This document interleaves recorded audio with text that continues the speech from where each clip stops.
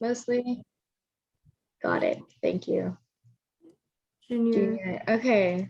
Very nice. So got like a good thing. Okay, so I'm gonna skip this. For my rising juniors, it's kind of organized like as rising sophomores, rising juniors, and then obviously rising seniors. For rising juniors, I feel like junior year is very intimidating. Obviously, like Juhi just finished her junior year, so you could obviously probably talk to her about how that went. Um, but the biggest thing your junior year, I think, would be to research colleges. And I know that's like everyone says that, and you're probably like, well, yeah, how do I do that?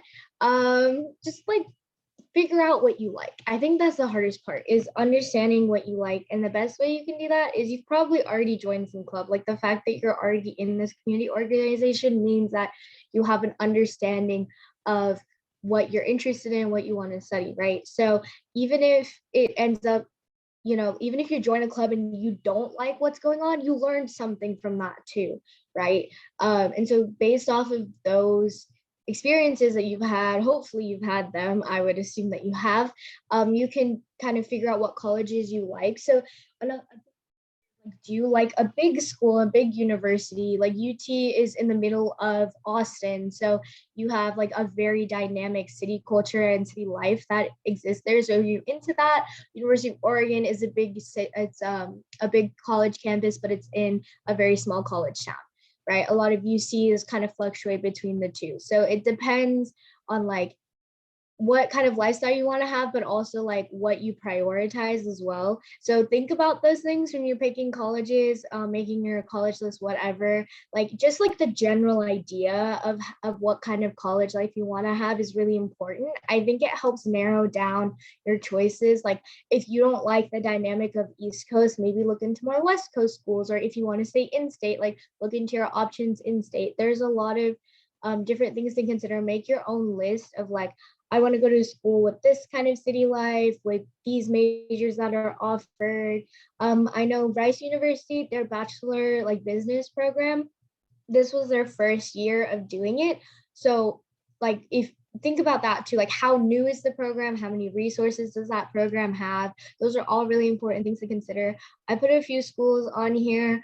I mean, Jen is going to Chicago. I'm going to Oregon. And that's like one of the things I did was I just like went online, was like top 10 like business programs, public schools, or like top 15. And you kind of just like, you kind of have to dig a little bit. I mean, genuinely, if you don't put in the work to find out what you like and what you don't like, you're not going to be happy with your choice at the end of the day. So it kind of falls back on you. But I genuinely think putting in the work will help you understand not just like that specific university's requirements or like their dynamic, but any other university. You just kind of have like a more informed you're just like more informed about things, and you will make a more informed decision later on. Another big thing also is understand requirements for your program. So like certain, especially like for med programs, pre-med programs, anything that's STEM related, they have very specific requirements. So definitely look into that. Make sure that you're meeting those requirements. I don't know how everyone's high school situation works, but make sure you're on track on that track. Make sure like if they recommend you take certain AP classes, then if you have AP or IB at your school, take those if you want to. Don't overwhelm yourself, but like definitely try them out. If you can afford to, and if you have access to, especially if you live, like I know someone's from California, they want to apply to UC. See if you can get into those like summer programs. I know they can be kind of expensive. Sometimes they offer free ones. They even have like online programs sometimes too. Those are really nice. They're not like anything required that to like get into a UC school or to get into any school of your choice, but they do kind of add a little bit of a kind of like sprinkles of like just fancy stuff that you could talk about, but also it does help like for interviews and for writing your essays for like college specific essays. They you can pull from your experiences that you've had there. So if you are in close enough proximity to your college of your choice, definitely go visit, go like try out different programs if they offer like any kind of if you can afford to. Obviously, like I understand everyone's financial situation is different, but I think those are just like really important Jenna, is there anything else that you would add for any of the incoming seniors or juniors? Sorry. Yeah, I would say also after you've applied for the schools that you get into, a lot of them will have like events just for admitted students. So like I had one for U Chicago. I know a kid who from our school got into Harvard and Yale. He had to choose between the two. I know, big problems, but he went to both of their like student like open houses, and that helped him decide. So once you get in, you'll kind of have like a little bit of extra things to help you decide, because each school really does have a different personality, and it's kind of hard to determine that without actually like going to the school and like participating in something along those lines. You still, or just like watching YouTube videos of people describing their school, those also really help. I know there's some YouTube channel, I remember the name, but it's this guy that like goes around on college campuses and interviews the people and asks them like what their college is like. So just stuff like that, it's pretty helpful, or talking to people who go to the school. For your actual application, I don't know how many people are like actually applying this next year. I don't know. But for your actual application for your essay, because grades, like good grades, they're not what get you in, they're kind of like the expectation. So what really you want to do, and it depends on the school, but for a lot of your more like, for a lot of your schools that are really hard to get into, it depends a lot on like your personality and kind of your character. So that essay is really, really important. And that's kind of your chance to show it's like, all right, you're not just a transcript with a bunch of good extracurriculars next to it. That's where you want to really show them that you're like actually a person with like goals and like doing stuff. So that's you do want to make it very personal. You want to make it something where I keep hearing this over and over again, where it's like if you were to like throw all of the applications on the floor and you were to pick one up, like someone who knew you would be able to tell that that was you without having your name written on it.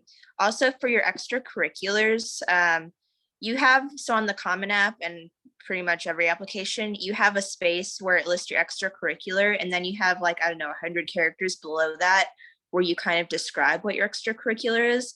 Make really good use of that space, because just listing, like academic competition versus listing academic competition and then sort of explaining like what you actually learned, like that's helpful, because it makes the extracurriculars seem like more important. You don't want to like overdo it, because they can see right through that if you're trying to make something seem like really important when it isn't. But when you're being honest, so for example, I had some history competitions that I won in, and like English competitions. So instead of just listing UIL history, I listed, UIL history, and then below it, I talked about, I learned about, the Philippine American War and the Cold War. And that kind of helped my application, because it showed A, like all these things that I learned, and B, I didn't just show up just to show up. I actually like learned something. So you do want to think about that. Be very strategic as you're doing your college application.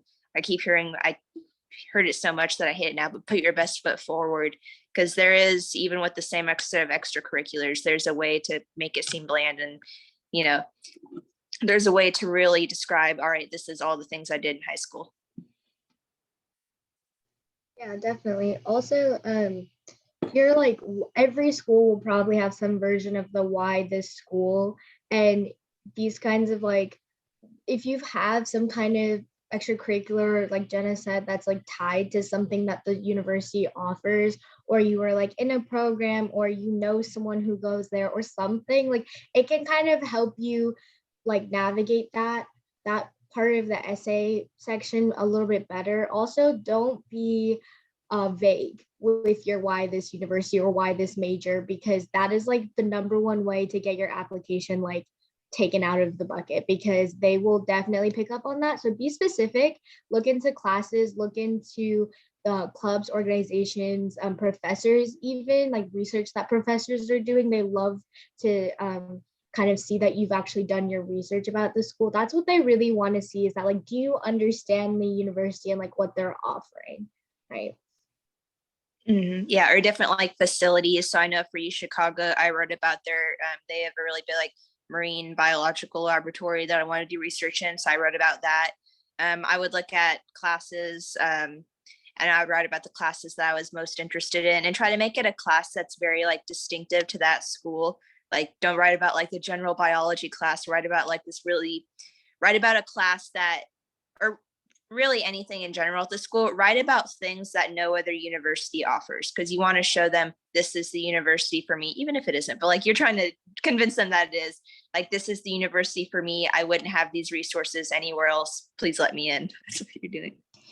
Very, very well said. These are kind of also things like when you're finalizing your colleges, like this is probably more of like your junior currently and you're a rising senior. Some other things they've kind of touched on this.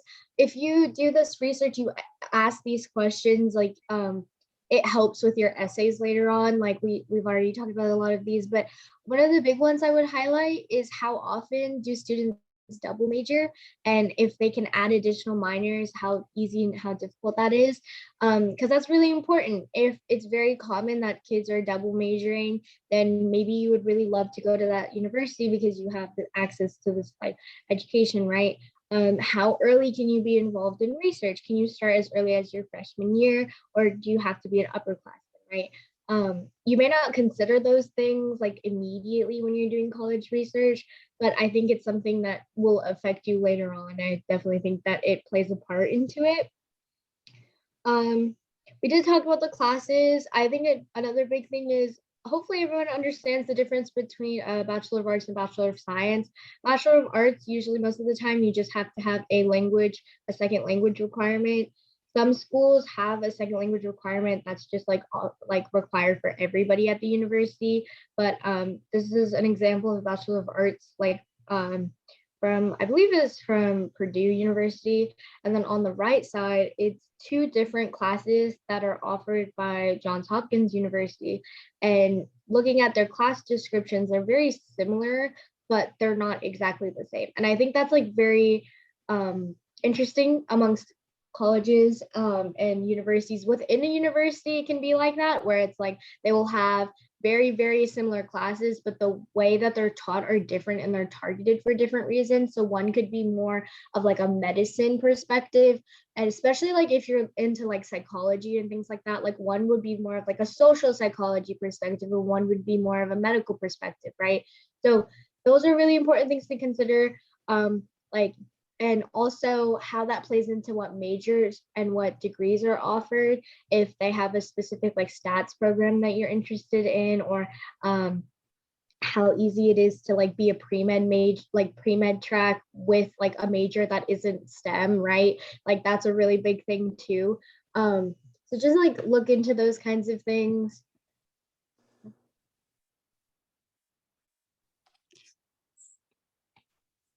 Yep. See what else is there. The like extracurriculars and stuff. I think the best thing, I think I have a little slide before that. Yeah. So we're just gonna touch on this a little bit, but like apply for scholarships. Don't be the person who waits till like 2 weeks before your college deadline to apply for scholarships. That is like the worst thing that you could possibly do. Apply early for scholarships, apply early for colleges you want to go early to. Make a calendar, do that. Don't hurt yourself and try and remember all of the deadlines and things, especially if you're applying for like more than 3 or 4 colleges. Make a calendar, because do like a use Google Calendar, use whatever works for you, a planner if that is your thing. Have like each college color coded. That's what I did. Scholarships could be like a separate color, I guess. And this is a scholarship that I'm attending my university for. It's called the STAMP Scholarship. It's offered by colleges all over the country. I highly, highly recommend it. For my university, it provides me with full tuition, and I'm an out-of-state student, so that is a lot of money for all 4 years, and I get a educational stipend. So it's a lot of money, and I would definitely recommend you look into it. It's under different names for each university, but it's all sponsored by the same foundation. So if you just search up Stamp Scholarship Foundation, you would easily find out which universities they're tied to. So if you want to apply to those universities, definitely apply to this scholarship. Sometimes they're automatic, sometimes it's a separate application. So that's something to consider. There's a lot of different foundations that offer things like that. They're like they work coincide with the university or college, and they provide, like, sometimes it may be like, for stamps, a lot of the times it's full tuition. Like for University of Oregon, it was for in-state students, it covered full cost of like housing and tuition, and for out of state it was just tuition. So there's like all kinds of things, but stamps is something that I highly recommend. It's what's given me the opportunity to study on the West Coast. I'm very grateful for it.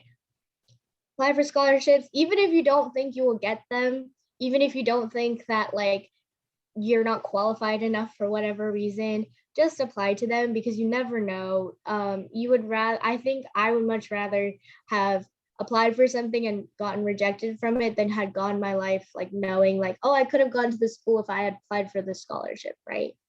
So then, yeah, go So ahead. you You're good. Yeah, that's another thing. Stay organized, because if you're applying to a lot of schools, like there's no way to do it unless you stay organized. So I had like a Google Drive folder for like each college I was applying to, and I would keep like a little like research sheet on the college I was applying to for that why this school essay, and I would have, I would copy all the essay prompts off of a Common App and have a little Google Doc where I could write my essays, and just make something as simple as making a Google Drive folder for each college it's really helpful.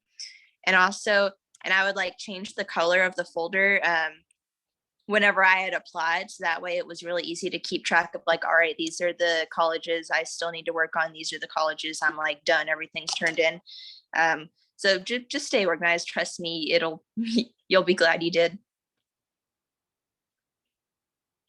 Yeah, also making like a separate folder for scholarships is really helpful, because you have like your application essays and then your scholarship essays can be in a separate one. Another thing about essays, a lot of the time you're going to reuse essays. Do not be afraid to reuse essays. It will save you so much time and so much energy. Like the general essay is like sent to all your universities, depending on, if you're using Common App, Apply Texas, whatever, like the general application is for your state or for your system. But like some of those, like why this, like some of those other, if you're applying for the same major, a lot of times your reasoning, like your personal reasoning, can be the same, and then you can add in that extra like bit of research of like first this specific school, right? So like reuse your essays, don't be afraid to reuse them. A lot of times prompts are very, very similar, and it will save you so much time if you do. You reuse the ones that you applied to schools with for scholarships, maybe not for the same scholarship at the same university, that would not be the greatest, but like reuse them. If you've applied to like scholarships in the past, like do those again, reread them, definitely reread them, peer edit them again. But that's like the best way that you can save your time. Another big thing, draft your essays before school starts your senior year, because senior year fall will get very, very busy very quickly. Even if, you could draft them your junior year too if you wanted. I don't know why you would, but if you are that kind of person, then you can. But definitely draft them before school starts. That was the best decision I made for myself. And it does not have to be good. It does not have to be perfect. It does not have to be like submit immediately. No, it's not going to be, because I think that just getting your ideas down on paper, or even like online if you're typing them, obviously, will help you kind of see what you want to talk about and how you can kind of mature your writing in a way of making it appropriate for a college application, right? The essays are very daunting, I will admit, like they are very scary, but they're also very manageable if you know how to plan out your time wisely and plan out how you're going to approach them. So if you have no idea, like absolutely no idea for what you want to write about, make a list. This is what I did, of personal things in your life, like everything that you want to talk about. So I'm South Asian and I wanted to talk about that in my essay. I love music and I put that into my essay. I talked about like racism that I faced in the past, and this was for my general essay. I know a lot of people talked about like their like very, very personal life, things like that. Make a list. It helps you kind of see what you want to talk about, how you can connect them to each other, like two very different things, like you might be able to connect in some way through your writing. And another big thing is like also how can you connect it to an academic subject you want to study? So I like I said, I'm majoring in Asian studies as well. And so being South Asian, that plays into why I'm double majoring in Asian studies. It's a part of like my culture and who I am. So that's like the best way to get started. I wouldn't say it's like end all be all, but if you are like starting from the bare minimum, like just make a list of all the things you want to include, all the experiences you've had, things that really stick out to you. If you play an instrument, and you're like a music person, I'm a music person, I like, you know, you can put that on there. It can be the most mundane things, but sometimes that could be the start of like your essay, and it could build into this bigger idea that like really captivates a college admission panel.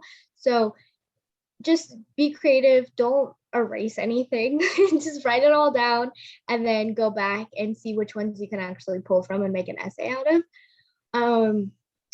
For I know most kids, I'm going to talk about Common App because I think that's what applies to everyone. I know everyone's from like different parts of the nation, but your prompts, your essay prompts for the general essay are the same every single year. They don't change. Most people will apply for this. I think it's a 6th essay prompt where it's like, tell us a little bit about yourself. It could be like, and you can address anything. And that's like a very creative one. There are other prompts as well, but you can just Google like Common App essay prompts and it will tell you what they are. They're very open about that. And you can already like draft them, as I said. You can, and then what's nice about drafting them before your school starts is that you can get your teachers to peer edit them if you've known them for a while, like when school starts, or if they're new, like they kind of have a good idea of like your writing. And you can get your peers to edit them. I know like me and Jenna were in the GT program at our school. And so we've known these kids since like middle school, basically, even or longer than that. So like we're very close with each other. So we got like our peers to edit our essays as well. I would say get at least 2 or 3 people who are not related to you or who don't know you very well to edit your essays. Because if they can edit them and they will be brutally honest, that's probably like the best you can do. So your writing will stand out and it will also be just kind of like, do they get a good picture of you, like good first impression of you based off of this essay, right? Your activities list, this is a thing that Jenna mentioned as well. Be very, very intentional about what you're putting in your activities list. Approach your activities and awards list as like a separate essay in itself, because it kind of is in a way. It's also like the title that you put, you have like a limited character count, I think it's like 1,000 or something like that. But be very intentional because that's space that you can use to highlight yourself, right? Highlight these interesting parts about yourself. So if you, like for me, see, my senior project was I raised money for a residential school in Tamil Nadu, which is where my family is from. And I talked about that experience. I talked about how much money I had raised. I talked about like what, even if it was like little things that I did, like I made posters to market. I like actually baked the goods that I was selling. I was a part of a cultural awareness association for a year at my high school, and I did social media managing for that. And so they just kind of like breaking down every little thing of what you did, even making a list of everything you did and putting that into your activities list, is very helpful and kind of like what that space is intended for. Be funny if you're funny, like if you like being sarcastic, your essays are a really good way to showcase that in your writing. I know Jenna had like, we were talking, like we applied around the same time, so it was like I got to see some of their essays and they were like really hilarious and they were very intelligent and sarcastically worded, and it just like it's a really good way to share your sense of humor and your personality. And I think that's why they're a part of the application process in the first place. Oh, and for the essays, this isn't the place to show off your vocabulary and use a bunch of words that make you sound smart. That's not what you want to do. This is the place to tell a story, essentially. Like it can be super casual, it can be conversational. It's Mhm. not an academic paper, it's a personal narrative. So make it a personal narrative. Try to Yeah. show them you are a person. Mhm. Okay. Kind of talked about how to stay organized. Google Drive, if you use Google for like your school, I think most schools use Google Classroom. Your Google account, your Google Calendar will be your best friend. It'll be great. This is a resume. This is just a sample resume for the University of Texas at Austin. I know we have a few people who want to apply there. And this is just like a very basic resume that keep your resume neat. Don't try to be flashy with it because that's going to make people mad. Your basic information, this is obviously like a bachelor's resume, like someone who's already graduated from undergrad, but just put like a very simple, like the name of the organization you're in, leadership positions usually are italicized, and then always put the dates or the year that you were leader in a leadership position. If you were just a member, just put member for 4 years or whatever. And then this is also a really good way to, like, obviously you can see how they've elaborated on their the things that they did during their organization, right? So if you build your resume even before you start your activities list, then that might help you a lot because you've already elaborated on your things that you've been a part of. So that's what I did personally. I just found it easier to kind of list everything out and then add it in later, copy and paste it. Always use like a Google Doc or Word doc or some other document to type everything on so you can go back and edit it instead of trying to do it all on the application portal itself. That will just save you a lot of time, probably a lot of frustration as well. Building a resume is always really good. Sometimes scholarships will ask you for them. Most of the time, some universities, it will be like an additional thing you can send in with your application. Most of it will probably be very similar to your activities list. If anything, your resume should have more than your activities list. You should elaborate more in your resume because that kind of would defeat the whole point if you didn't.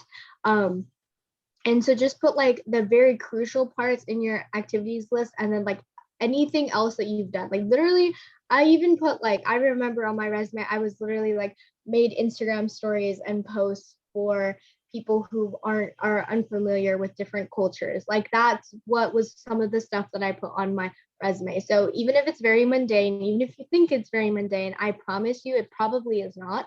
And it probably, like, you have to realize that they're taking applications from like people all over the country, right? And not everyone is going to be like top of their class valedictorian with all of the extracurriculars. There's going to be people of all different race, like religion, creed, everything. Like they're going to have very different stories. And so your story matters to them, and they're still people. I think that kind of gets lost with like when we approach college applications. Like, yes, there's a lot of work, but the people who are reading your college applications are people. And so if you're honest and if you talk about the things that you did, they can see your how genuine you are in your application, you will succeed and you will get to where you want to be. Okay, and that's pretty much all I have. Jenna, if you want to add anything else, and then we can take some questions if you guys have any.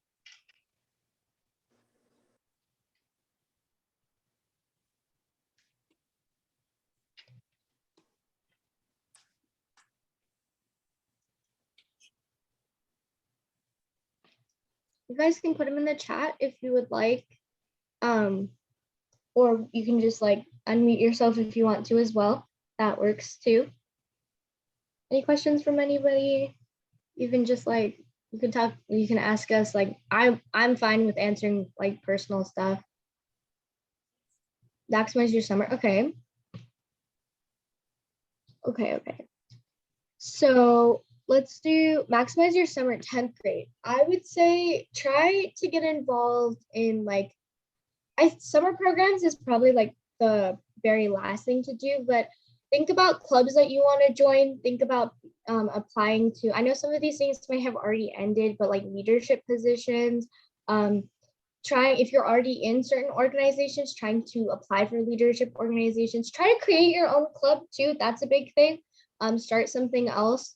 Think about, I think junior year class selection is very important as well if you haven't already done it, but think about the APs that you want to take. Really focus on your grades, kind of like sophomore year, that like rising junior year summer is, there's not really that much, I would say, like college application wise.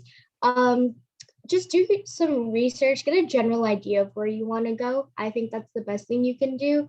And then just try and be involved, like kind of like have fun by being involved. I mean, like do things that interest you, try different things, try various things, even if you like join them and then you hate it, like you absolutely hate it, you can quit and you realize that you don't like it. Just like try different things. I think it's hard in the summer sometimes, because you don't have those resources your school would provide, but there are always community organizations. Obviously, I don't know where you live or I don't know how your community works, but look into community organizations, summer camps, if you would like to get a job, if that's something that you need for your family, or if you personally want for yourself, that's always good too. Things like that. And then, yes. There was a question on when's the best time to apply. So I would say the summer before you go back to school. I started mine really late, which worked out. So the first deadline you're going to have if you apply early decision, which is where like if you get in, you have to go, or like restrictive early action is like you can apply, but you don't have to go. Like there's some couple things, but if you're applying to a school early, which is what you want to do for your first choice school, that deadline for this year, it was November 1st. So I'm assuming it's going to be the same. And I know for a lot of like state schools, at least in Texas, the deadline was like, I don't know, around December. But for if you're applying rolling admission, you want to do it way earlier, because that like once they admit the amount that they could admit, they like stop reading the applications. That's going to be more for your state schools. For more of like your Ivy Leagues and stuff around that, most of those were around New Year's. So like January 1st through like January 4th, it was kind of staggered between all of those. So that's kind of your general timeline, but you still want to start as early as possible. So yeah, like Trini said earlier, summer before you go back to school, when you don't really have anything to do, that's the best time to start, and you can write without having to worry that your deadline's coming up. Yeah. Also, you can like the summer before, like you don't have to necessarily like go nitty gritty, like even just brainstorming ideas, that's kind of like starting. You have like a just brainstorm. I mean, kind of come up with like what activities you want to list on your activities list, like things like that. That helps later on if you're like really busy your summer, or if you just want to enjoy your summer, like things like that. But the earlier you start, the easier I think it'll be, because if you're applying to a lot of schools, the essays, don't underestimate how many essays you're going to have to write. Even as I said, like even if you are going to reuse essays, there will still be like things that you're gonna have to rewrite and change and stuff. So the earlier you start, the earlier you like, I mean, maybe like end of June, early July, because that's almost like August. Like always check deadlines though. Be very careful, even like sometimes early, like for certain programs at top 10 schools or whatever state school or whatever, that specific like engineering programs are a lot like 2 or 3 months earlier than their general application programs might be. So like definitely look into that kind of like helps. Looking into deadlines helps you kind of plan out things, but the earliest is the best. Again, end of June, early July. Give yourself a little bit of a break. Do a little bit each day. I think that helps a lot. If you don't try and sit there and do like 2 hours worth of college applications, because your brain is going to melt, but doing like 5 minutes, 5-10 minutes worth of just brainstorming, that can help a lot. All right, we're getting a lot of questions about extracurriculars, so I'll go. Someone asked, is it good to do research or start a nonprofit? So research, any sort of research, that looks great. With the nonprofit, they look at, because don't start a nonprofit if it doesn't do anything, because they see So, right that. I can talk about this one too. I didn't start a nonprofit. I worked with a nonprofit. So that's something that might be a little bit easier, like in your community, is to like work with something that's already been established. Make sure like your nonprofit, you actually care about it. Don't be the like assholes that, sorry for my language, but don't be the person that's like just doing it for the college application. That's like, they're gonna see right through that. Do it because you genuinely care about the people that you're trying to help or whatever you're trying to do. But you want to keep going on that? Sorry. Yeah, because if it's a one person nonprofit, they see that a lot and they're not going to think much of it. It is a little bit more effective if you join something that's already established and plus that gives you pretty good like stuff to write your essays about, like because you're gonna have most likely an essay, like a little supplemental essay saying like talk about one of your extracurriculars. That's great to write about. Volunteering of any sort, and research of any sort, because that's academic, so research always looks really good. I'm seeing questions about like what did you do? So for me, the big things that got me in, so I won a lot of art awards. So maybe like 4 different competitions. I won some Scholastic Gold Keys. Although that was later. I was a merit winner in a young arts competition. For me, I actually gave my art portfolio to the colleges, but you don't want to do supplemental portfolios unless like you really, really, really think you should. So they do that for music and stuff like that. Let's see. I did. Oh my God, what was it called? Junior World Affairs Council. So that was an organization. It's under the Dallas World Affairs Council, but it basically you learn about like international relations. There's a lot of volunteering opportunities. There's just a lot of different things that you can do. You can attend lectures, and it basically goes over like world affairs. So I won a 20 under 20 award in that. So that looked really good. And then just like and I was the president for the club at our school junior year. Let's see, orchestra. So I was in orchestra all 4 years of high school. I was in the top orchestra for the past 2 years. And then I made state for the UIL solo and ensemble competition, I think my sophomore year. So that looked really good.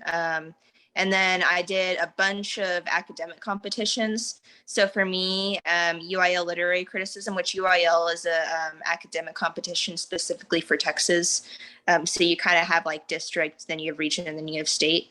So I won the history and literary criticism, and then I got second in current affairs for the district level.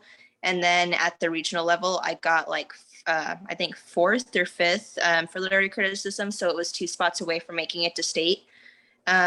Lovejoy Music Medicine was another one. So Trini did this too, where it was essentially a club where we went to a senior home and we played music for them. So that kind of volunteering looks pretty good. So I did that since I think the end of freshman year. Trying to think if there's anything else, but those were definitely the big. I want to talk about too. What was the question? I have a few that I want to talk about, like my extracurriculars and stuff also. Yeah. Yeah. So I like kind of centered my application around like 3 things. I'm like obviously very big on culture. So our sophomore year, we had a cultural awareness association, and I was the public relations manager for that. And so I basically just like made Instagram posts, and I was one of the officers. So I learned a lot about how to start a club. And my junior year, I made the Future Scientist Club. So I started that club like completely from scratch. Jenna was also an officer in that club, and we basically did meetings once a month, and we talk about like different science topics. The whole point is to get underclassmen and high schoolers to get into different science related mediums that they wouldn't normally be exposed to. And and then I hosted like within that club, this year we hosted a assistant professor came down to speak to our club members about her research. Past years we've done, I mean, like most of our stuff was online because of COVID. Even then, like starting a club during COVID is like something you can talk about, like challenges that you faced. We did a lot of networking. I learned a lot about marketing in that regard because we were starting from complete scratch, and also COVID year. My biggest thing for sure was so Shanti Bhavan was my senior project. And so Shanti Bhavan is a nonprofit residential school in Tamil Nadu, again, where my family is from. And they take one student from each family in the lowest socioeconomic class, and they provide them education from basically kindergarten up until they're like a postgraduate, their high school, like even in college and even in their adulthood life. And they provide them with their education as well as food, housing. Again, it's a residential school, and I basically did a Diwali fundraiser. Diwali is it's a Hindu holiday celebrated by people of all cultures, but from my family, it's a Hindu holiday. And I raised money by selling baked goods and just like homemade food and to our local like South Asian community. And I raised like, I think it was like $1,100 for the residential community, and I sent that in. And so that was something that like meant a lot to me as well, like something that I talked about in my interview, because my family is from there. I have a lot of family that isn't the most well off, and so things like that, when you choose a nonprofit, if you want to do some nonprofit work or volunteer work, choose something that means something to you. Otherwise, that impact is really going to be so superficial that they'll see right through it. Other things that I was a part of, I was in orchestra as like with Jenna. I played viola, Jenna plays violin. And I was in that for 4 years. I've been playing since like 6th grade. I did a few UIL competitions, which is like a music competition, like our regional competition. Jenna talked about that as well. I was a part of music medicine, which was volunteer work. Again, Jenna did talk about that as well. I think I volunteered at my local resale store and food bank. And so I did a lot of, basically, like, to sum it up, I can't very much remember every single thing, but did a lot of nonprofit work, a little leadership stuff, and just about in things that I was passionate about. Yeah. Some of the things you did in the summer, I think a lot of my summer was spent making my club. I think was like making Future Scientist Club. It was just a lot of planning and a lot of work. We have a family business, so I was doing a lot of work for that as well. Like I personally, like, I don't have the money to go to like a lot of summer programs and things. Let's see. I think a lot of, like, I think personally for me, my summer wasn't as productive as it could have been because of COVID. It was just like a lot of dangers, like my family and such. But I spent a lot of it like building my resume, like planning things out, and obviously like auditioning for like orchestra that was there. Building FSC was probably my big thing, though, was making leadership positions and being in a leadership position and like trying to create new opportunities, be creative in that way. Yeah, for mine, I volunteered a little bit. There's a small like natural science museum near our house, so the Herd Museum. So I volunteered a little there, and I did like this trail guide training for like 4 weeks. And then I just volunteered periodically for like holiday events and stuff like that. So yeah, I would say volunteer work during the summer is probably the best thing you can do, just because you have time that you wouldn't have anytime else. Yeah, definitely. Also, like, enjoy your summer. Don't get so caught up in like college applications and things that you don't plan social events. with your friends or whatever. Like have a little bit of fun. That's important. It'll help take some pressure off, I think, as well, and it'll give you like a good mindset to start things with. Is it someone said good resume templates? One, definitely anything that's not flashy, like Canva. If you know what Canva is, they have a lot of resume templates. They're not the greatest, I'm gonna admit. I would look up, like, sometimes universities will give you like a resume template that they want you to use, and you can do it based off of that. So like University of Texas at Austin has one. Any Ivy will probably have resume templates. You can look up like the college guy. I think he has a lot of resources about like writing your activities list, right, making a resume, things like that. A strong extra, okay. I don't think a 3.7 is a weak GPA. I don't know who said that a 3.7 was a weak GPA, but that is probably no. It depends on your dream, like what your dream school is, like if it's a public school, like state school, or if it's like an Ivy. From my assumption of dream school, usually people are referencing like an Ivy or a top 10. If your extracurriculars are strong, I genuinely don't think you're gonna have a problem, because as long as you elaborate on them in your essays and you talk about them in your interview, if you have interviews, for your like for whatever reason, like some universities will have interviews, some of them are optional, some of them are required and things. But like if your extracurriculars are strong and your GPA, I mean, I don't know what, like a 3.7 is not bad in any regard.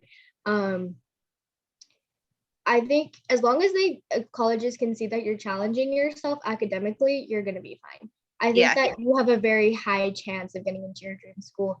Just focus on your essays, make them the best that you think you can make them. Because they have this thing called holistic admissions, which means they look at like pretty much every single part of you. So your GPA is just one part. If they find that you have a lot of potential and elsewhere, and like, all right, your GPA is like, all right, just a little bit lower than your classmates, like that doesn't really matter. What matters is like, all right, are you someone who's going to take advantage of the opportunities that are going to be given to you at this university? And, just if your GPA is a little weaker, just write stronger essays. It's a trade. I mean, it's also like, they're going to expect your GPA to not be as high as someone who only did AP classes or only did like advanced courses, right? Like you have really strong extracurriculars, so your GPA is going to like it's like a balance, kind of like it's going to be a little bit lower because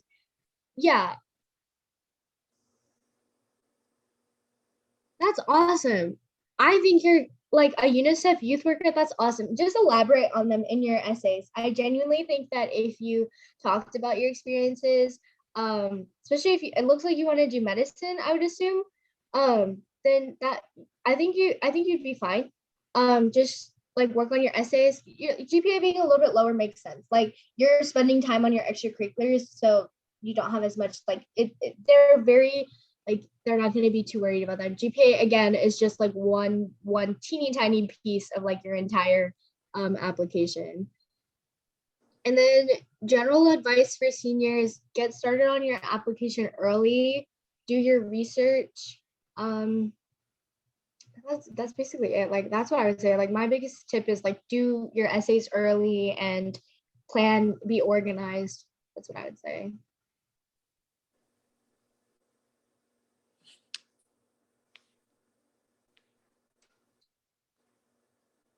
Do we have any more questions? Anything else we could like elaborate on? Life on campus. Best friend. We haven't started college yet. I hope it's great because I'm gonna find out in a couple months. Let's see. I mean we could talk about like our that's okay. We could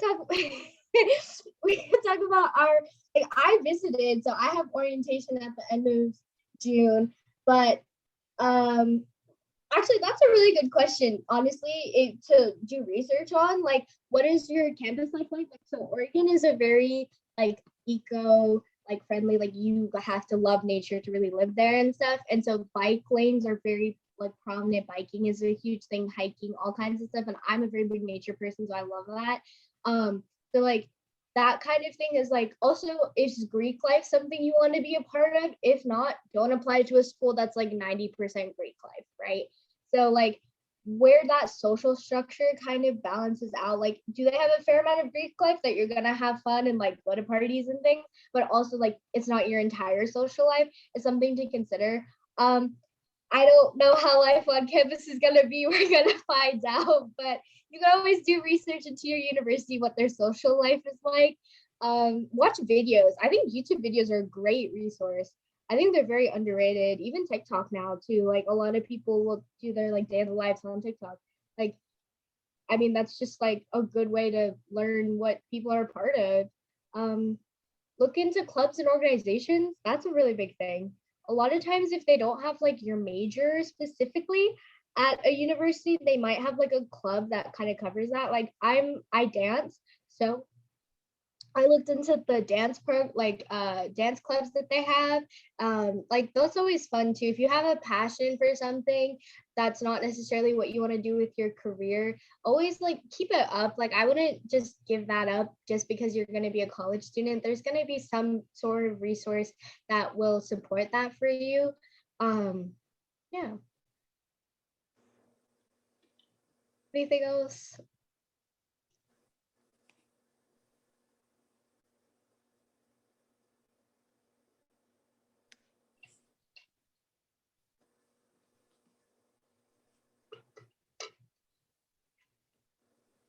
Alrighty.